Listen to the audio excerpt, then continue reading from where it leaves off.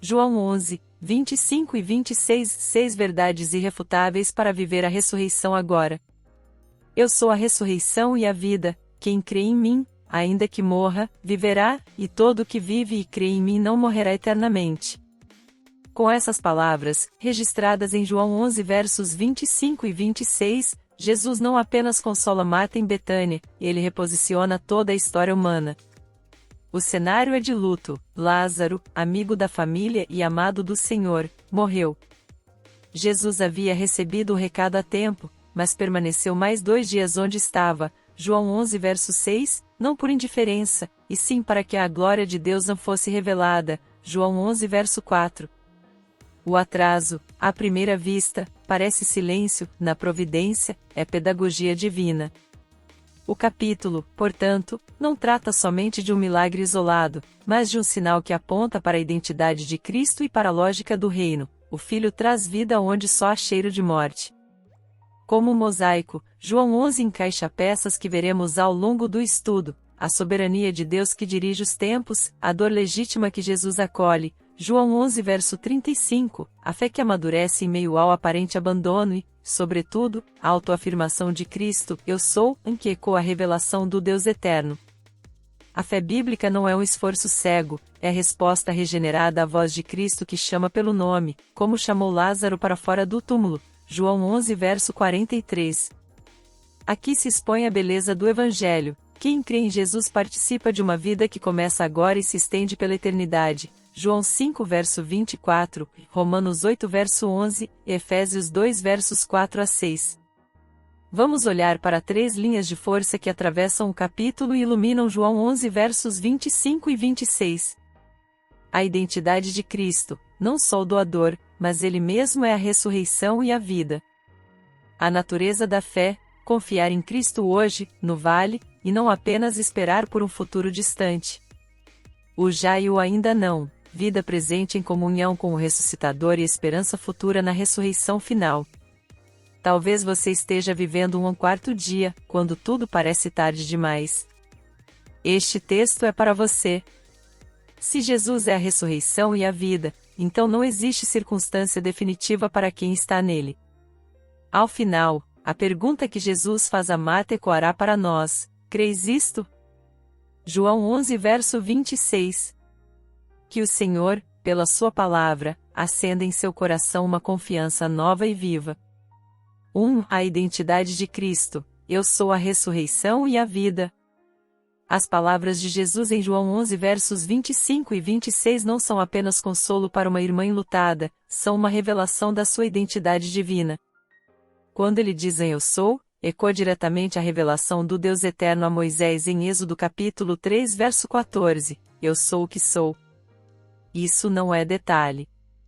O Evangelho de João constrói, ao longo do livro, uma cadeia de declarações em eu sou, o pão da vida, a luz do mundo, a porta, o bom pastor, o caminho, a verdade e a vida, e aqui, de forma culminante, a ressurreição e a vida. Cada afirmação não descreve apenas algo que Jesus faz, mas aquilo que ele é em sua essência.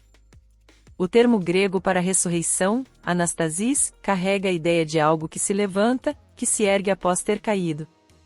Jesus não está dizendo que oferece uma força externa de animação, ele afirma que nele reside a própria fonte da vida que vence a morte. Já a palavra para a vida, zoe, em João nunca significa mera existência biológica, bios. Zoe é vida plena, vida abundante, vida eterna. Ou seja, não é apenas o viver depois da morte, mas o viver com Deus agora, regenerado, restaurado, reconciliado. Jesus não diz, eu trarei ressurreição, dizem eu sou. Não diz, eu darei vida, dizem eu sou.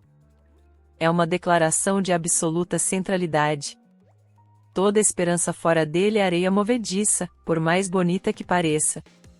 Marta cria na ressurreição escatológica, como todo judeu fariseu ortodoxo, Daniel capítulo 12 verso 2, mas Jesus a leva para outro nível. A ressurreição não é um evento distante, é uma pessoa presente diante dela. Aplicar isso hoje é reconhecer que muitas vezes buscamos a vida em lugares onde ela não existe, conquistas, afetos, segurança material, reconhecimento. Nenhuma dessas coisas impede a morte, e nenhuma delas vence o desespero. Quantos de nós, mesmo dentro da igreja, vivemos como se a vida dependesse do que controlamos? Mas Jesus afirma: quem crê nele vive agora. Ele não promete ausência de lágrimas, mas transforma o luto em palco da glória de Deus. Perguntas que nos confrontam. Onde tenho buscado vida fora de Cristo? Que áreas da minha história ainda não se renderam ao eu sou? Sim, que o Senhor abra os seus olhos para ver Cristo não como uma ideia religiosa, mas como a fonte real da vida que você sempre buscou. Que o Espírito Santo aqueça o seu coração com a certeza de que Jesus é suficiente para suas aflições presentes e para a sua eternidade. Ele não é acessório. Ele é tudo. Se este estudo já está falando com você, aproveite para se inscrever e deixar seu comentário. Isso ajuda muito a espalhar essa mensagem e alcançar outras vidas. Queremos caminhar juntos na fé. 2. A natureza da fé: crer agora, e não apenas depois. Quando Marta conversa com Jesus em João capítulo 11 verso 24, ela afirma: eu sei que ele há de ressurgir na ressurreição, no último dia. Ela acredita no futuro, como muitos crentes sinceros. Mas sua fé ainda não abraça a presença ativa de Cristo no momento presente. E é exatamente aqui que Jesus responde com João 11 versos 25 e 26, chamando Marta e a todos nós para uma fé que vive agora, e não apenas espera por depois. A construção verbal do texto em grego é rica. O verbo crer está no presente contínuo, ropisteu, indicando não um ato isolado, mas uma confiança permanente, contínua, viva. Não é em quem creu um dia, mas em quem continua crendo, quem crê e segue crendo. O Evangelho de João usa essa forma repetidamente, João 3 verso 16, João 5 verso 24, mostrando que a fé não é uma lembrança emocional do passado, mas uma prática diária, uma resposta regenerada construída ao longo da caminhada. Além disso, o texto faz distinção entre a morrer e a não morrer eternamente. Lázaro morreu fisicamente, mas não morreu eternamente porque estava sob a aliança da vida. Em outras palavras, a fé não anula a morte física, mas a derrota. É o mesmo ensino de Paulo em Romanos capítulo 8 verso 11, quando declara que o Espírito que ressuscitou Jesus vivifica também nossos corpos mortais. Isso significa que, para o crente, a morte não é encerramento, e sim transição. Aplicar isso hoje é especialmente urgente. Quantas pessoas dentro das igrejas dizem crer, mas vivem dominadas por medo, ansiedade, controle excessivo, sensação de vazio? A fé bíblica não é passiva. Ela anda, respira, clama, obedece. É como confiar que a ponte sustenta não só porque alguém disse, mas porque você atravessa. Fé não é dizer Jesus é a vida, é descansar nele quando tudo à nossa volta insiste na morte, casamento em crise, saúde frágil, culpa antiga, perdas que ainda doem. Exemplos práticos. Quando Jesus diz em Mateus capítulo 6 verso 25: não andeis ansiosos, ele fala a pessoas comuns com contas para pagar e incertezas reais. Não se trata de insensibilidade, é um chamado ao descanso ativo. Em Marcos capítulo 5 verso 36 ele diz ao homem que perdeu a filha: não temas, crê somente. Que pai não sentiria medo? Mas Cristo aponta para uma fé que olha para ele, não para as circunstâncias. Minha fé tem sido uma lembrança ou uma prática diária? Em que área da minha vida eu preciso confiar em Jesus no presente, e não apenas no último dia? Que Cristo fortaleça o seu coração para uma fé viva, que não paralisa diante do sofrimento, mas se lança aos pés daquele que é a ressurreição e a vida. Que o Espírito Santo acalme suas tempestades e renove sua confiança hoje, e não apenas no futuro. O Senhor não pede que você entenda tudo, Ele chama você a crer nele agora. 3. O já e o ainda não, vida presente e esperança futura. Em João 11 versos 25 e 26, Jesus não apenas afirma que quem crê nele viverá depois da morte, ele diz também que todo aquele que vive e crê nele não morrerá eternamente. Aqui encontramos um dos temas mais importantes da teologia bíblica, o já e o ainda não. A vida eterna não começa após a morte, começa no novo nascimento.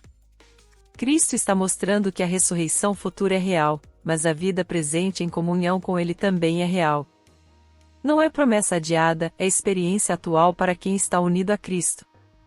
Em grego, o termo não morrerá eternamente aparece com uma construção enfática, ou emieston-aina, literalmente não morrerá nunca, de modo algum, por toda a eternidade.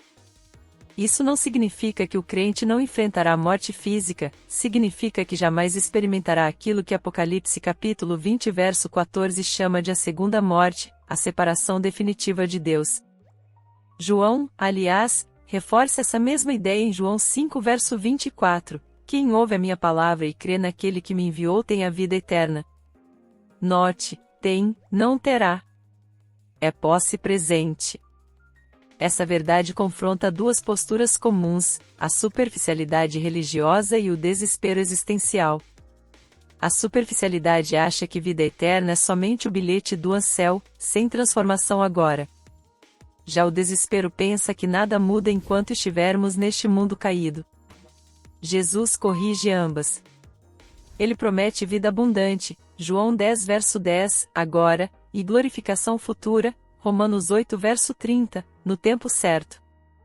O Evangelho é completo, toca o hoje e toca a eternidade. Aplicando isso, quando alguém enfrenta uma perda profunda, como Marta, Cristo oferece uma esperança que sustenta agora, paz que excede todo entendimento, Filipenses 4 verso 7, e uma esperança futura, o reencontro na ressurreição final. Quando o cristão luta contra pecados persistentes, a presença do Espírito já opera transformação, Gálatas 5 versos 22 e 23, mas a batalha continuará até o corpo ser redimido, Romanos 8 verso 23. Quando pensamos no futuro da vida, da família, da velhice, Cristo nos chama a viver com firmeza hoje, sabendo que o amanhã está guardado nele. Tenho vivido como alguém que já tem vida eterna ou como alguém esperando começar a viver só depois que morrer? Minha esperança está só no futuro ou tem transformado meu presente? Que o Senhor firme seu coração nessa verdade preciosa: se você está em Cristo, você já vive a vida eterna. Mesmo que as dores presentes tentem roubar sua alegria, nada poderá separar você do amor de Deus revelado em Cristo Jesus. Que o Espírito Santo aqueça sua alma com essa esperança viva, que ilumina o hoje e sustenta o amanhã. Você não caminha para a vida, você caminha na vida que Cristo já iniciou em você. 4. A glória de Deus na demora. Quando Cristo parece atrasar, Ele está agindo. Um dos aspectos mais marcantes de João capítulo 11 é o aparente atraso de Jesus. O texto diz claramente que, ao saber da enfermidade de Lázaro, Jesus permaneceu ainda 2 dias onde estava, João 11 verso 6. Isso soa estranho para qualquer leitor sincero. Se ele amava aquela família, por que não correu? Por que não impediu a morte? Por que não chegou antes que tudo desabasse? A resposta está no verso 4, esta enfermidade não é para a morte, mas para a glória de Deus, para que o Filho de Deus seja glorificado por ela. Em outras palavras, a demora não foi abandono, foi propósito. Na teologia bíblica, Deus não trabalha dentro da nossa pressa humana. Ele opera segundo seu decreto eterno, sua sabedoria e sua glória. No contexto judaico da época, acreditava-se que o espírito rondava o corpo por até 3 dias após a morte. Ao chegar no 4º dia, João 11 verso 17, Jesus ultrapassa qualquer hipótese de autoengano cultural. Ele remove toda explicação natural. Quando ele chama Lázaro pelo nome, ninguém pode atribuir o milagre à tradição rabínica, ao calor do clima ou a uma falsa morte. Fica evidente, só Deus pode chamar mortos à vida. Há aqui também uma ligação profunda com a estrutura do Evangelho de João como um todo. Jesus realiza 7 sinais principais, e a ressurreição de Lázaro é o último e mais poderoso deles antes da sua própria crucificação. João quer mostrar que Cristo é Senhor da vida e da morte. E quer mostrar também algo ainda mais desconfortável. Às vezes Deus nos leva ao 4º dia para que pare de existir qualquer explicação humana. Aplicar isso hoje é direto e muito prático. Quantas vezes você pediu a Deus por algo e achou que ele estava lento? Uma cura que não veio, uma porta que não abriu, um relacionamento que não se resolveu, uma resposta que não desceu do céu. E a alma, cansada, pensa: se o Senhor estivesse aqui, isso não teria acontecido. Essa é exatamente a frase de Marta em João 11 verso 21. Mas veja o que o texto mostra: Jesus não perde tempo, ele cumpre o propósito. A demora foi o terreno onde Deus plantou o milagre. Exemplos práticos. Abraão esperou 25 anos pela promessa, Gênesis 21 verso 2. José esperou anos na prisão antes de assumir o governo, Gênesis 41 verso 41. Paulo esperou em silêncio no deserto da Arábia antes do ministério público, Gálatas 1 verso 17. Em que área da minha vida tenho confundido demora com abandono? Deus já tem me preparado para algo maior que eu ainda não percebi? Que o Senhor renove em você a confiança nos tempos dele.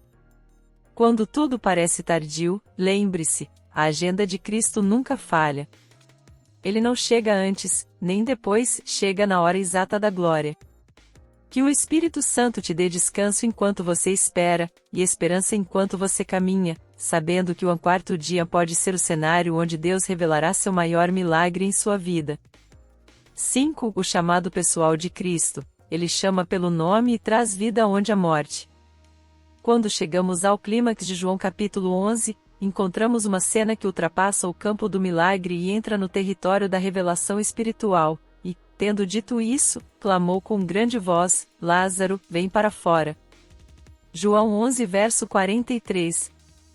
Nada é acidental aqui.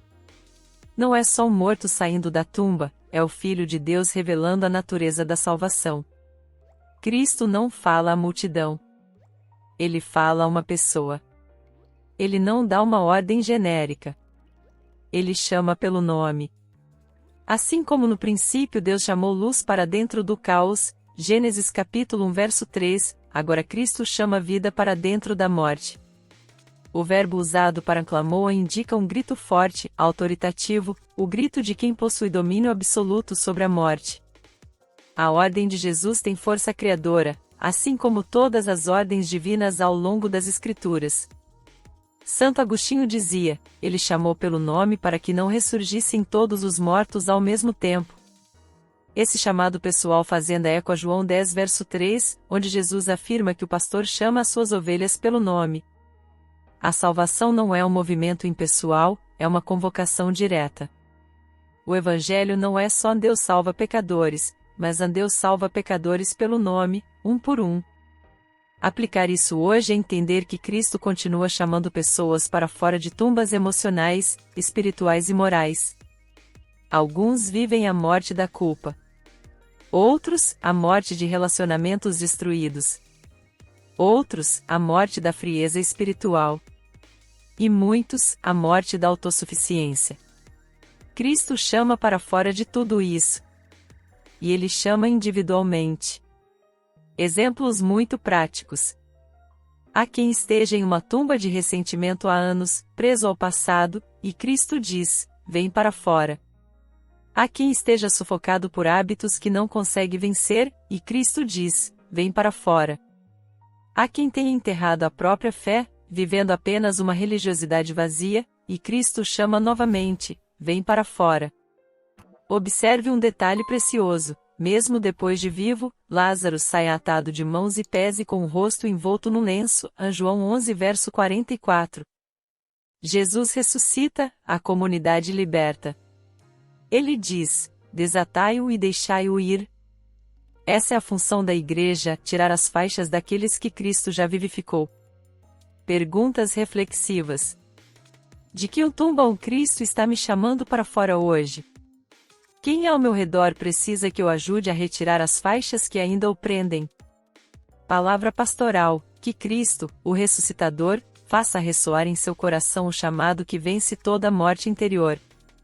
Que a voz dele, mansa e poderosa, alcance os lugares escondidos da sua alma e traga vida onde antes havia desespero. Que o Espírito Santo tire as faixas que limitam sua caminhada. E que você experimente não só a ressurreição futura, mas a liberdade presente daqueles que foram chamados para fora por Jesus. 6. O confronto final. Creis isto? A pergunta que define a eternidade. Depois de afirmar ser a ressurreição e a vida, Jesus faz a Marta uma pergunta direta, penetrante, inescapável: creis isto? João 11 verso 26. Essa não é uma pergunta secundária. É a pergunta central de todo o Evangelho. É a pergunta que decide destino, que separa espectadores de discípulos, religiosos de regenerados, curiosos de convertidos. Cada palavra deste versículo carrega peso eterno. No grego, o verbo ankrera aparece novamente no tempo presente contínuo. Pisteueis, você está crendo agora? Não é, você acreditou um dia? Nem, você acredita em geral? A pergunta é atual, viva, imediata. Cristo está pressionando amorosamente Marta a sair da fé teórica e entrar numa confiança pessoal, profunda, que se apoia nele quando tudo à sua volta grita o contrário. Essa pergunta ecoa outras perguntas decisivas da Bíblia. Onde estás? Em Gênesis capítulo 3 verso 9. Quem dizeis vós que eu sou? Em Mateus capítulo 16 verso 15. Queres ser curado? Em João capítulo 5 verso 6. Todas são convites à revelação e à rendição. Mas nenhuma é tão direta quanto a creis isto? Aqui não há espaço para meio termo.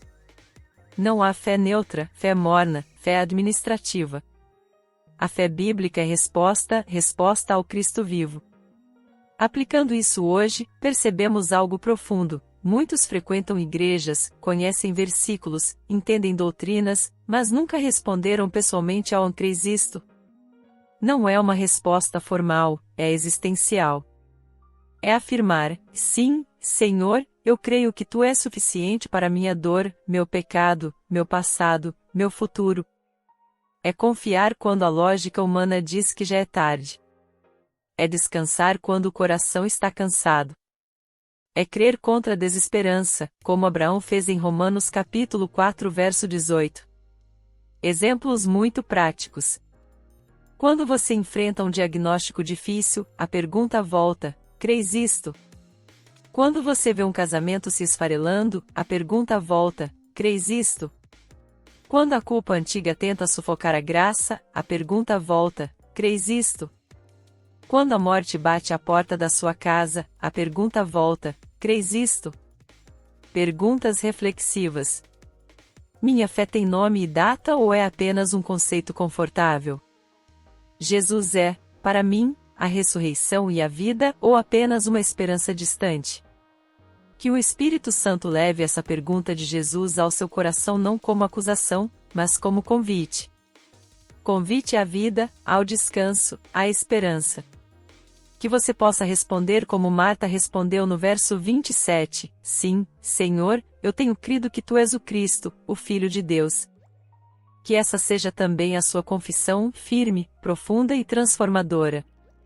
Conclusão final: a vida que começa antes da morte. João 11 versos 25 e 26 nos conduzem ao centro da fé cristã. Jesus não apenas dá vida, Ele é a vida. Ele não apenas oferece ressurreição, Ele é a ressurreição. Ele não apenas promete esperança futura, Ele inaugura a vida eterna agora. O capítulo inteiro nos mostrou que a identidade de Cristo é o fundamento da esperança. A fé bíblica é viva, diária, concreta. A vida eterna começa agora, no já, e se consumará no ainda não. A demora de Cristo nunca é abandono, é propósito. O chamado de Jesus é pessoal, Ele chama pelo nome. E a pergunta em creis isto? Continua ecoando no coração de cada pessoa. Essas verdades não foram escritas para serem admiradas, mas para serem respondidas. Assim como Marta foi confrontada no meio do luto, também nós somos confrontados em meio às nossas dores, dúvidas e dias escuros. A pergunta que fica é: o que farei com aquele que é a ressurreição e a vida? Perguntas que precisam ser encaradas. Tenho vivido como alguém que já possui vida eterna? Minha fé tem sido teórica ou tem sustentado meu cotidiano? Cristo tem sido minha vida ou apenas meu último recurso? Em que área do meu coração ainda preciso ouvir Jesus dizer: vem para fora? Se este estudo falou profundamente com você, considere deixar seu comentário, compartilhar com alguém e se inscrever. Sua interação ajuda a espalhar esta mensagem e alcançar quem precisa ouvir a voz de Cristo. Agora, quero fazer um convite direto ao seu coração. Se Jesus é a ressurreição e a vida, então não existe circunstância definitiva para quem se entrega a Ele. Ele não chama apenas multidões e Ele chama pessoas. Ele chama pelo nome. E talvez hoje Ele esteja chamando você. Não deixe para amanhã o que o Espírito Santo está despertando hoje. Vida eterna começa agora. Paz verdadeira começa agora. Reconciliação com Deus começa agora. Repita comigo a oração. Feche seus olhos por um instante e deixe estas palavras se tornarem também as suas. Senhor Jesus, eu ouvi a Tua voz através da Tua palavra. Eu reconheço que tenho vivido longe da vida que Tu ofereces. Eu confesso meus pecados, minhas tentativas de caminhar sozinho, meus medos, minhas culpas, meus atalhos. Eu creio que Tu és a ressurreição e a vida. Eu creio que só em Ti há perdão, há esperança, há restauração. Hoje eu me arrependo e me entrego completamente ao Teu senhorio. Chama-me pelo meu nome, como chamaste Lázaro. Traz-me para fora daquilo que está morto em mim. Dá-me um novo coração, uma nova vida, uma nova esperança. Lava-me com Teu sangue, firma-me na Tua verdade e enche-me com Teu Espírito Santo. Eu recebo, pela fé, a vida eterna que começa agora. Guia meus passos, sustenta a minha alma e transforma a minha história. Em Teu nome, Jesus, eu oro. Amém. Se esta oração expressou o desejo do seu coração, escreva nos comentários: eu ouvi a voz de Jesus. Isso me ajuda a orar por você e a acompanhar sua caminhada de fé.